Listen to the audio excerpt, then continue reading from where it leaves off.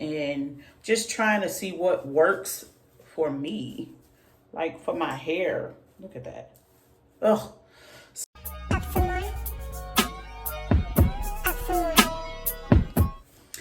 Hey, welcome back to my channel. I am Cece, and today I'm doing another lock wash day, but I'm actually trying out a new product. So let me just, I'm taking down my hair now, but let me just let you know, first of all, I'm not, the reason why I do a lot of lock wash videos is because right now I'm not loyal to any certain product. Not right now. I'm still testing out everything and just trying to see what works for me, like for my hair. Look at that. Ugh. So between me coloring or just not doing nothing, just letting my hair do its thing, I should say, I just want to eventually find a product that puts moisture in my hair without weighing it down. And I know what locks are basically what locks are is just hair that's been shedded. Is that shedded? Hair that has shed.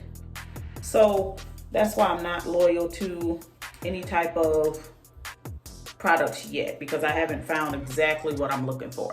Now, before I did this review, before I'm doing this review, I should say, before I'm doing this review, I did use this shampoo when I first got it because I wanted to try it before I actually got on camera and told you guys about it. So I did use it once and I was pretty pleased with it. I'm gonna use it again today for you and let you know what it is and how I feel about it, and if you should, maybe if you choose to, go and get it. So this is actually the product, and I'm gonna be in my bathroom the whole time, but this, it absolutely has zero gluten dyes, glycol, sulfates, parabens, things like that. So it says right there, zero to those things.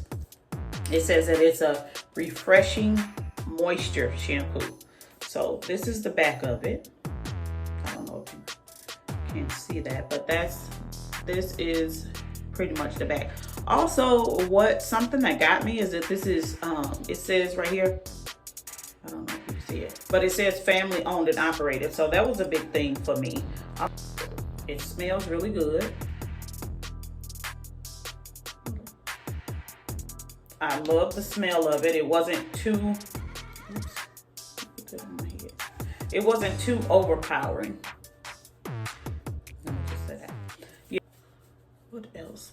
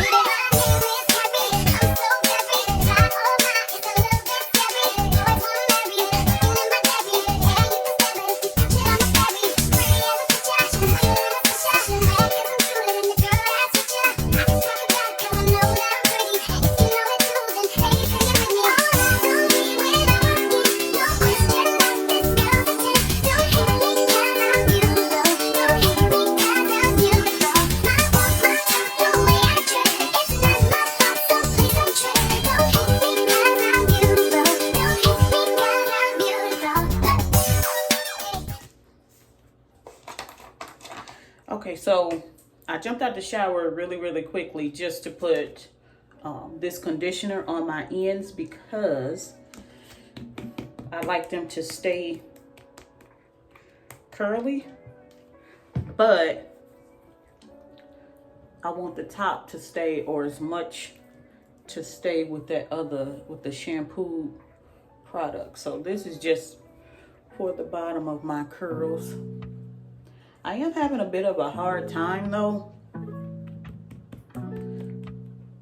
with keeping them curled, they're actually trying to lock right now. And I usually take a comb and comb them out.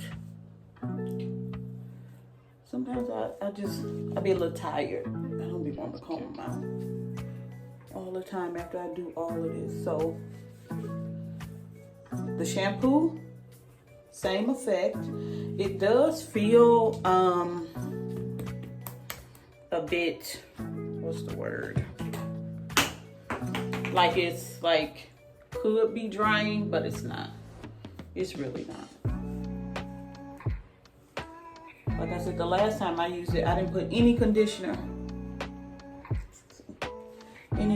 on my ends at all. And I just like the way it feels. The shampoo.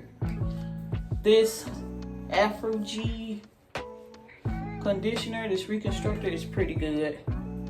It brings a lot of strength and everything. So here it is. 2-minute reconstructor. So that's what I'm using. I'm taking this brush and I'm just gonna brush them at the bottom. Nothing special. I just want them curly. And if they do end up going,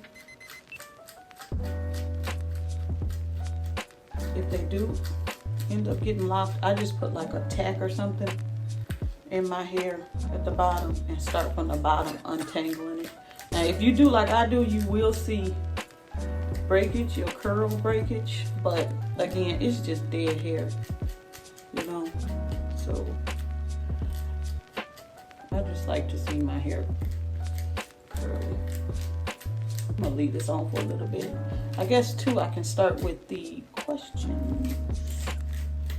Okay, what would I change? Would I change anything about my process of locking my hair?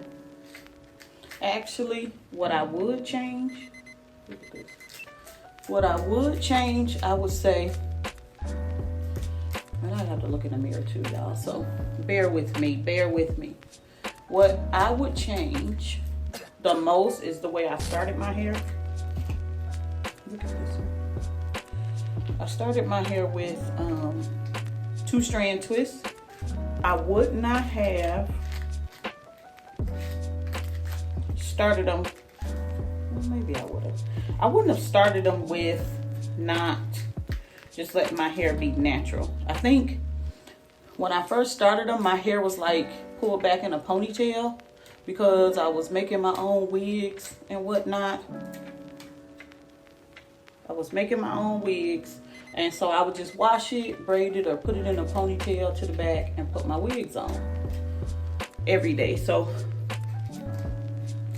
when I started them, I didn't like wash my hair and let it go back to its natural state. It was still in that stretched state. And what I did was I just started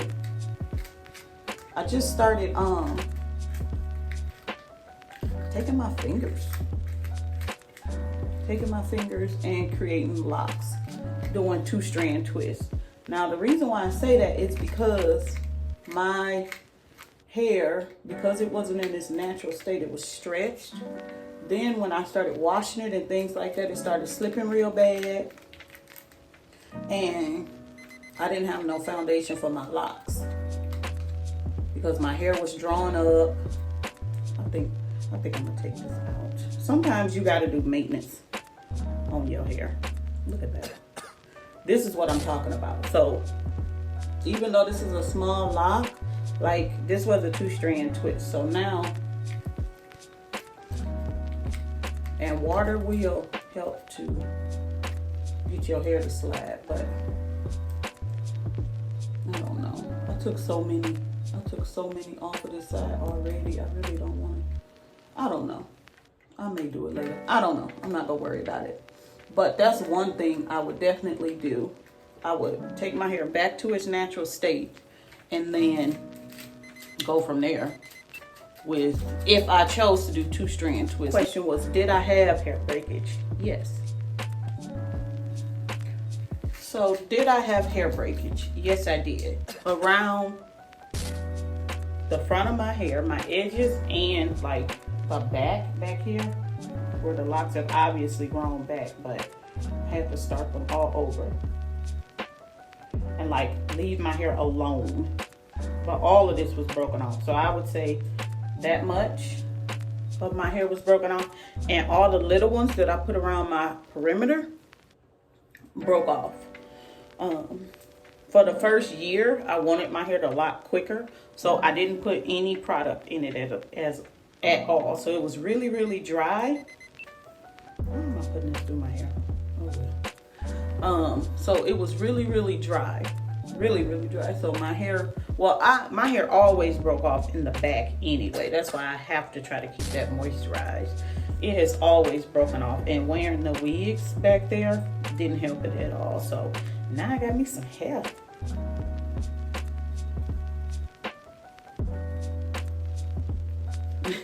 Now I got me some hair, but yeah, that was another thing. So yes, my hair did break off. Probably can't tell, like here I had like little locks like all the way here. This one was probably 2 locks at one point, but now it's 1. So my hair, let me see, has broken off. If it does, or as it breaks off, I just leave it alone for a while. Like this one, I left alone for a while. It broke off probably again.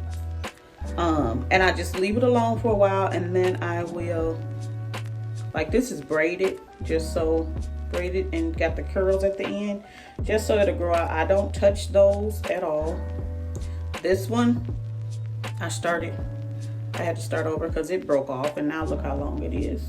You can tell because it's not curled like the other ones, like that one. This one, yeah, I had to start this one over too, if you can tell that one. But yes, my hair do break off at times. It depends on what I got going on, what I'm not doing to it. They will break off, but I'll just leave the hair alone and let it just grow back. And then I'll actually start, I think this one was 1 too. And then I'll just start and interlock it. And interlocking creates a good structure, foundation, cylinder structure, almost like your finger. My Microlocs are Microlocs. They are not sister locks at all. The size of my locks is, some of them are very small. What is this? Some of them are very small. Some of them are medium. I haven't seen any fat ones, but before, when I was doing my roots, like this one was probably 2 very small ones, and I put them together, you know. So yeah. How many locks do I have? I think I counted like this much of locks before, like maybe even this much. I counted about this many locks before, maybe some more. This was like over 100. So I would say, I don't know, probably like maybe like 250 or less. I hope. I really do hope it's 250 or less. How long does it take for me to do my retightening on my roots? Because these are DIY locks. I did these locks myself. It depends on if I'm busy. It could take maybe 2 to 4 days because I'll do them in sections, and I usually start with the back first or the edges, and then I'll go up. The back, I work my way up, then I do the sides under, and then this portion would be the last spot, because if these are already growing, because I started these, I don't care because they're up under everything, but this, I would want this to seem like it was growing slower. So this portion up in here where my hand is, I always do that last, maybe to here on both sides. So top probably to where my eyebrow goes, I do that section last so they can look fresher longer. Okay. what made me lock my hair? Well, I was just going through a lot. I was going through a lot and I didn't want to cut my hair. A lot of women, when they go through like life-changing events, as I did, and that's a whole nother story for a whole nother day. But when women, some women, I'm not gonna say all of them, but when they go through like life-changing events, then for me, I just wanted I don't know, I kind of, after going through that, I kind of just thought that I wanted a different identity, if that makes sense. You know, not putting on the wig, putting on my makeup, then putting on my wigs. And it was like a armor, like a suit of armor that I was putting on every single day, like just to deal with the world and deal with what I was going through personally, like a coping mechanism almost. So, yeah, so I started them. Because of that, I just sat one day and started just parting my hair. And my locks are freeform. They don't have any boxes. They may have had boxes. Maybe in the front because I could see the front. But for the most part,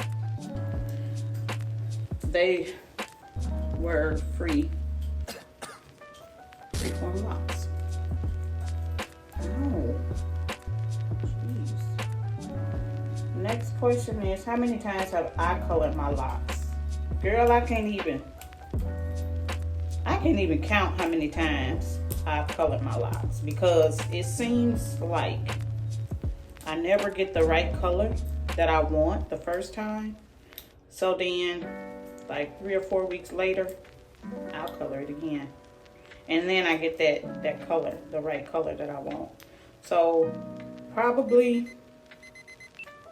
maybe about 4 times, and it will be colored again. I don't know if y'all can see that. See, it was brown. It became black on accident. Like I say, it never works out when I first color my hair, so I'll be coloring it again. Don't worry. How long have I had my locks? I've had my locks, I think in July is going to be 3 years actually. Yeah, I think in July is going to be 3 years that I've had my locks. So, yeah. And what made me just start wearing my locks is COVID. Even when I had my locks for like a year and a half, almost 2 years, I was still wearing my wigs. And everything, even with the locks on my head, I was still wearing my wigs. I would just tuck them down real good and just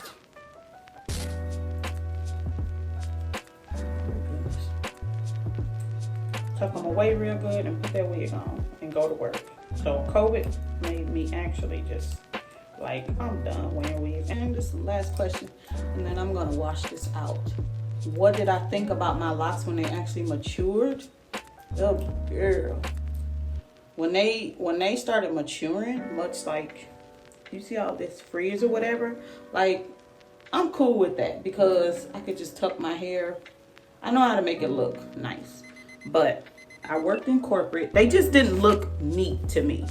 When they started like doing this, if you can see, they just did not look neat to me, and I had a problem with that. I had a big problem with that because I worked in corporate, you know, so I had a real problem. But like I said, COVID, I got over it real quick. And then when I put color to it, they was looking real good. Yeah. Here they are. You can see them. But like I said, COVID did a lot of things for everybody. But so this is some of them. I still, yes, blonde, but my hair is going back light because I can't do this. So yeah. So that's it. I'm gonna get back in the shower, wash out this conditioner. I gotta go. But y'all have a good day. Love on your locks, honey. Love on your locks. Peace.